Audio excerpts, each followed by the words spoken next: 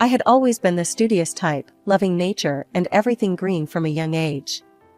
This passion drove me to become an environmental engineer, a job I didn't just do, but lived for. My life was pretty routine until I met Mark at a friend's party. He was charming, a bit shy, and had the warmest smile I'd seen in a long time. We clicked instantly, and before I knew it, we were dating. A couple of months down the line, Mark thought it was time I met his family. I was nervous, but excited too. Little did I know, this was going to be one interesting evening. We drove up to a cozy little house surrounded by a well-kept garden. Mark rang the doorbell, and a woman with a kind face and soft eyes opened the door. This was Laura, Mark's mom. She welcomed us with a hug that felt like it could warm the coldest of days. Come in, come in. I've heard so much about you, Heather. Laura enthused, pulling me into the warmth of the home. As we stepped into the living room, there she was, Julia, lounging on the couch with a look that could freeze hell over. Next to her sat an older man, Ted, who gave me a nod and a faint smile. Julia didn't move, just sized me up with a cold stare. Dinner's almost ready, Laura announced, breaking the tension a little. Why don't you all sit down and chat? I sat next to Mark, who seemed oblivious to the frosty air his sister was giving off. Julia finally spoke, her voice sharp, cutting through the small talk like a knife. So, you're the latest flame, huh? An environmental, what now?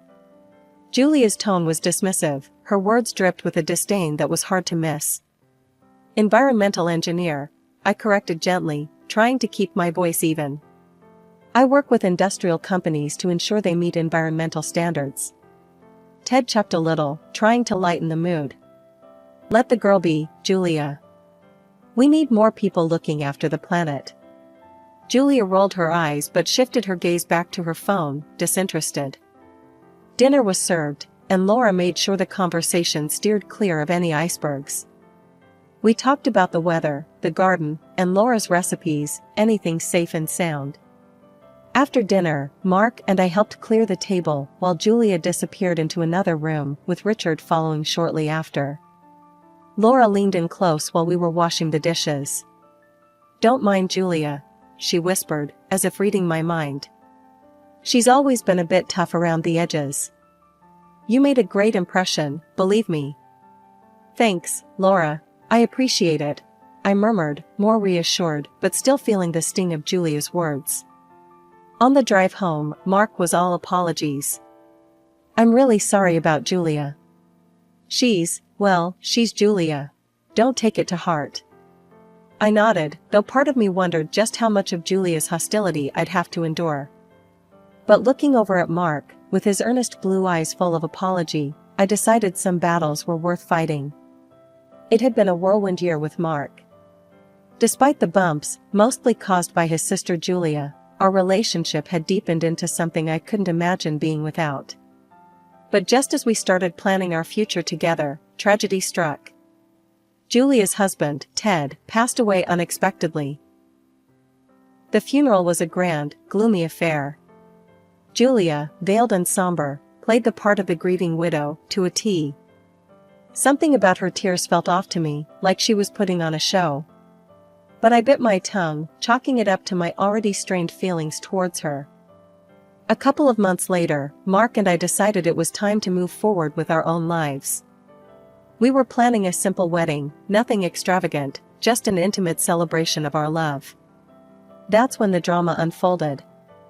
I really think you should wait, Julia burst out during what I had hoped would be a peaceful family dinner at her place. Her eyes were fierce, her voice a sharp edge, cutting through the calm. You can't seriously think of celebrating when I'm still in mourning. It's disrespectful, it's indecent. Mark looked taken aback, his fork halfway to his mouth. Julia, it's been 2 months, and we're only talking about a small. 2 months, she snapped, slamming her palm on the table, making the silverware jitter. My husband is dead. Do you think that feels like 2 months to me? No wedding until a year has passed. That's final. Mark, ever the peacemaker, touched my arm, a silent plea. Heather, maybe we should consider it. It's just a few more months. The atmosphere remained charged, each meeting with Julia a tiptoe around a minefield. Mark remained oblivious to the undercurrents, or perhaps he chose to be, thinking it was the only way to keep peace in the family. A year had slowly passed since the funeral, and Mark and I finally got married. The ceremony was simple, just close friends and family in a little chapel downtown. Mark's mom, Laura, was radiant, brimming with joy for us, but Julia was another story. She was there, physically, but her smiles were forced, her eyes distant. I figured it was the memories of her late husband that made her so withdrawn. After the wedding, Mark and I settled into a modest rented apartment. It was cozy, filled with the laughter and plans of newlyweds, until reality knocked on our door with the news of Laura's illness. It was sudden and severe. She was bedridden, her limbs weak, and she suffered from excruciating headaches and kidney pain. Without much discussion, Mark suggested, "We should move in with Mom. She needs us." So, we packed up our lives and moved into his childhood home to take care of Laura. It was there that I truly stepped into the role of a caregiver. I bathed her, combed her hair, which was thinning alarmingly, and did my best to keep her comfortable. One day, while trying to untangle her hair, I suggested, "Mark, maybe we should consider a specialized care facility. They could handle her medical needs better." Mark hesitated, running a hand through his hair. "I don't know, Heather. Julia is really set on keeping Mom here. Let's try to manage a bit longer." Julia's visits were frequent and usually ended in criticism. One afternoon, she stormed in just as I had finished cleaning the kitchen. "You call this clean? And what's that smell? Can't you cook something decent?" "I'm doing the best I can, Julia. It's not like I have any help," I shot back, frustration bleeding into my voice. Julia snorted. "Excuses. You're just lazy. And poor Mom, stuck with your pathetic cooking and cleaning." Before I could respond, Mark walked in, his face drawn. "Heather, just let it go. It's not worth the argument." His words stung, always quick to defend his sister, never me. As the days turned into weeks, the atmosphere at home grew heavy with unspoken tensions. I found myself dreading Julia's visits, the air thickening the moment she stepped through the door. Her accusations were relentless. "You're neglecting her. Look at her, she's wasting away and you just watch," Julia would hurl at me during her brief, tempestuous visits. And every time, Mark would side with her. "Heather, maybe try a little harder with Mom. Julia might have a point," he'd say, which only poured salt on my open wounds. I felt isolated, caught in a home where my efforts were unseen and unappreciated. Conversations with Mark about it led nowhere, circles of blame that always ended with "my sister is right." 2 months had never passed so slowly. Laura's health continued to decline, despite my best efforts, and then, one grim morning, she passed away. The house plunged into a deeper silence than the morning we had already been living under. Mark was devastated, his mother had been his anchor, and now that she was gone, he seemed adrift, lost in his grief. The funeral was a blur of black attire and whispered condolences. I stood beside Mark, offering what comfort I could, but the real storm brewed when Julia approached us by the graveside, her face twisted not just with grief, but anger. "You should have done more," she hissed quietly, ensuring only I could hear. "If you cared half as much about her as you do about your damn plants, she'd still be here." I felt a sting at her words, anger mingling with my sorrow. "Julia, Laura needed professional care, not just us. I told you." "Excuses," she snapped back, her voice sharp as a knife. "You just didn't want to deal with the burden." I glanced at Mark, hoping for support, but his eyes were fixed on the freshly turned earth. Later, at home, I tried to speak to him. "Mark, you heard what your sister said. You know it's not true. You need to talk to her, make her understand." Mark rubbed his temples, the weight of his world etched deeply across his brow. "Heather, Julia's all I have left now. She's hurting. Don't stir things up. I can't handle more drama." The following day, as I was cleaning out Laura's desk, a sheaf of medical documents caught my eye. Curiosity piqued, I began reading. The record showed that just a year ago, Laura was in remarkable health for her age. Yet, within a year, her body had succumbed to multiple organ failures. It was unsettling. That evening, I brought it up with Mark. "Did you know your mom was completely healthy a year ago? And now, suddenly, all her organs just failed?" Mark didn't look up from his paper. "Yeah, so? It happens, Heather. People get sick. But doesn't it seem weird to you? Your sister's husband, didn't he die of something similar?" I pressed, hoping he'd see the connection. Mark sighed, his patience wearing thin. "Ted had his own issues, Heather. He was older, and these things are common enough at his age. But both of them complained about losing hair before they got seriously ill. Doesn't that strike you as odd?" I couldn't keep the frustration from my voice. Mark slammed his paper down, glaring at me. "You're starting to sound paranoid, Heather. Just stop, all right? This isn't some mystery novel. This is real life, and in real life, people get sick and die without it being a plot." I recoiled, stung by his harsh words. "I'm just worried, Mark. There's a pattern here that we can't ignore." "Enough, Heather," his voice boomed, echoing off the walls. "My sister's right. You're just trying to find blame because you feel guilty. Just stop with these crazy theories." I stood there, words failing me as I watched him storm out of the room. His dismissal of my concerns hurt, but it also set a resolve within me. Something was wrong, and I couldn't let it go, no matter how much it upset Mark. It started with a simple, terrifying moment. I woke up early one morning feeling something wasn't quite right.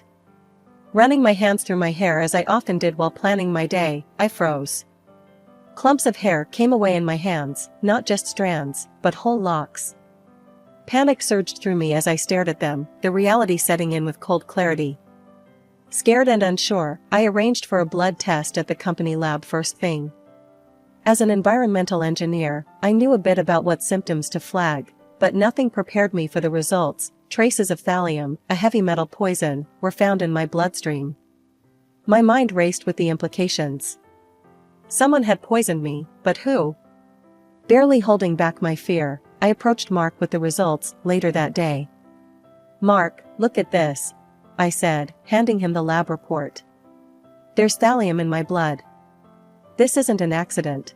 Someone's doing this." Mark's face transformed from concern to disbelief, and then to something darker. "Thallium? Heather, this is insane. Are you suggesting someone in the family?" "Yes, I think someone is trying to poison me," I interrupted, desperate for him to understand.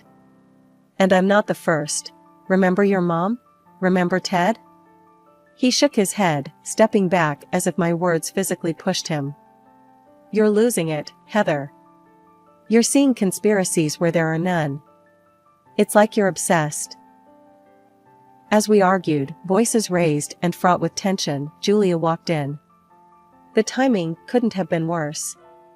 She caught the tail end of our conversation, her eyes narrowing as she pieced together the scene. "Heather, aren't you working in a lab? With access to all sorts of chemicals?" Julia's voice was cold, calculated. "Maybe you brought home some of your work. Maybe you're the one poisoning people." I stared at her, aghast. "What? No. I'm being poisoned, Julia. Why would I do that to myself?" Mark turned to look at me, his expression hardening. "I can't do this anymore, Heather. I can't trust you. You're talking about poisoning, and all I see is paranoia. I want a divorce." The words hit me like a blow. "Mark, you can't mean that. We need to figure this out together." But he was already walking away, his decision made. Julia's smirk was like a victory lap. "You heard him, Heather. Pack your stuff and get out. We don't need more of your drama here." Broken, I returned to our room, my hands trembling as I packed. Each folded shirt, each photo placed back into boxes, felt like erasing a part of my life. With every item, I felt more isolated, more abandoned. By evening, my car was loaded with the last of my things. I looked back at the house, a place that had been my home, filled with dreams and then nightmares. The weight of what I was leaving behind, and the fear of the unknown ahead, pressed down on me. I settled into a small apartment near my workplace. As I unpacked my few belongings, the need for answers burned fiercer than ever. I spread out all the information I had, lab results, medical records, conversations, all pointing to one chilling conclusion. Julia had poisoned her husband, then her mother, and attempted the same with me. Determined to see this through, I contacted a private investigator, someone with a solid reputation for digging deep without causing a stir. I met him at a dimly lit coffee shop downtown, where I handed over all the evidence I'd gathered. I need to know everything about her recent activities, financial status, everything, I told him, my voice low but firm. The PI, a grizzled man with keen eyes, nodded slowly. I'll get on it. This looks serious, and if your suspicions are correct, you're dealing with a dangerous individual. 2 tense weeks passed before I heard back from him. We met again in the same coffee shop, where he laid out his findings before me. Your sister-in-law is in deep water, he began, his tone grave. She's burned through all the cash from her late husband's estate, and now she's drowning in debt. I leaned forward, my hands clenched tightly around my coffee cup. Is there any chance she's targeting her brother next? For financial gain? He rubbed his chin thoughtfully. It's possible. People like her, they don't stop until they get what they want. She's a classic psychopath, no remorse, just objectives. The PI then slid a folder across the table to me. I'd advise you to take this to the police. She's dangerous, and this is bigger than just a family dispute. I nodded, absorbing his advice. But something within me resisted the idea of stepping back. Thank you, I'll consider it. But first, I need to try to handle this in my own way. I need to expose her, make her face her actions. Fueled by the need to protect not just myself, but also Mark, despite his current feelings toward me, I made a decision. I picked up my phone and dialed Mark's number, my heart pounding as it rang. Mark, it's Heather. We need to talk. It's important, I said as soon as he answered, trying to keep my voice steady. There was a pause, a hesitation, then a heavy sigh. All right, Heather. Come over tomorrow morning. We'll talk then. Hanging up, I felt a mix of relief and impending dread. This was my chance, maybe my last, to set things right, or at least to try. The next day, I drove back to the house, the familiar route now laden with a mix of nostalgia and bitter anticipation. I parked outside, taking a moment in the quiet of my car to gather my thoughts. With one last look in the rearview mirror, I stepped out of the car and walked towards the house, each step heavy with the weight of the impending confrontation. Stepping into Mark's house felt surreal, like walking onto the set of a tragic play where I once knew my lines but had since forgotten them. The air was thick with tension and the summer heat, making each breath feel heavier than the last. Mark gestured towards the kitchen table where a pitcher of lemonade sat, condensation beating along its glassy exterior. It's hot out there, huh? Here, have some lemonade before we get into it, Mark said, pouring a glass and sliding it across to me. Thanks, I murmured, taking the glass. The icy drink was refreshing, momentarily pushing the impending confrontation to the back of my mind. I took a few sips, relishing the coolness. But within minutes, a sharp pain twisted in my stomach, gripping and unrelenting. I gasped, setting the glass down with a clatter. Mark, something's not right. My stomach, it hurts so much. Mark, confused and concerned, came over to my side. What's wrong? Where did this lemonade come from? I managed to ask, clutching my abdomen as the room began to spin. Julia made it before she went out, Mark replied, his brow furrowing. Heather, what's happening? I tried to steady my voice, the room tilting dangerously. Mark, the lemonade, it's poisoned. Your sister, she's trying to kill us. For the inheritance. We need to call 911, now. I collapsed onto the floor, the cold tiles a harsh contrast to the heat that flushed my face. At that moment, the front door swung open and Julia walked in, her timing as impeccable and sinister as ever. She froze, taking in the scene, me on the floor and Mark by my side, phone in hand. "What's this now? Heather, what drama are you cooking up?" Julia's voice was sharp, cutting through the thick air. Mark, conflicted yet urgent, ignored her. "I'm calling for an ambulance." "Something's wrong with Heather." Julia laughed, a cold, harrowing sound. "Oh, please. She's just acting. Look at her, always the victim." I tried to speak, to warn Mark again, but my voice was a mere whisper, drowned out by Julia's accusations. "She's lying, Mark. She's trying to set me up. Don't fall for it." Mark hesitated, his phone hovering. That moment of doubt was all Julia needed. As he turned to grab a cold towel compress from the kitchen to help me, Julia leaned close, her voice a venomous hiss only I could hear. "It's over for you. In a few hours, you'll be gone, and then it's his turn. All this, everything, he'll be gone too, and I'll be the only one left." Her words were the last I heard. I woke up in the hospital, the sterile white of the room blinding after days lost in darkness. My throat was parched, my body ached, but I was alive.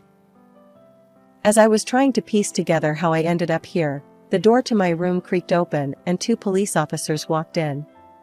Their faces were stern, but not unkind as they approached my bedside.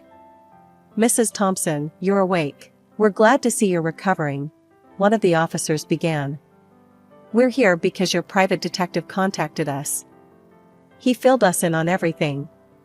I nodded, my mind still foggy. "Yes, the detective. I hired him to investigate my sister-in-law." The other officer pulled up a chair. "He did a thorough job, ma'am. Based on his information, we arrested your sister-in-law. We also exhumed the bodies of her husband and your mother-in-law. Tests confirmed they were poisoned with thallium, just like what was found in your system." The room spun a little with each word. "Julia did that?" My voice was barely above a whisper. "Yes, and she tried to prevent your husband from calling the ambulance. But he did call, and that probably saved your life," the first officer explained. Their words sank in slowly. Mark had called the ambulance. Despite everything, he had saved me in the end.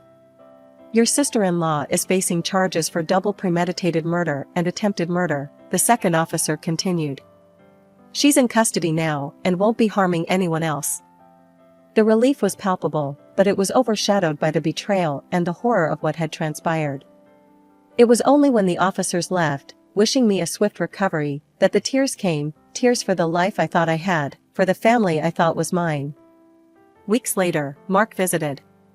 I was stronger then, sitting up in bed, the poison flushed from my system, but not from my mind. He looked worn, the guilt etching deep lines around his eyes.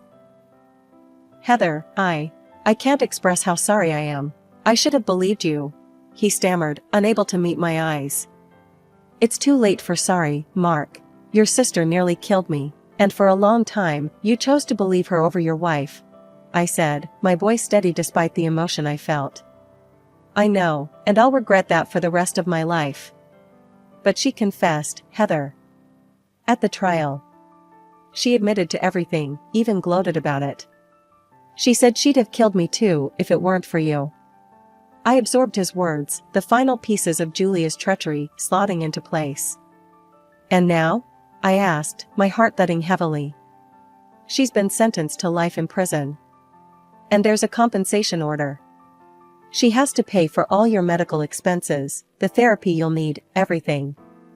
Mark moved closer, his hands reaching out, then pulling back. "Heather, can we start over? Can you forgive me?"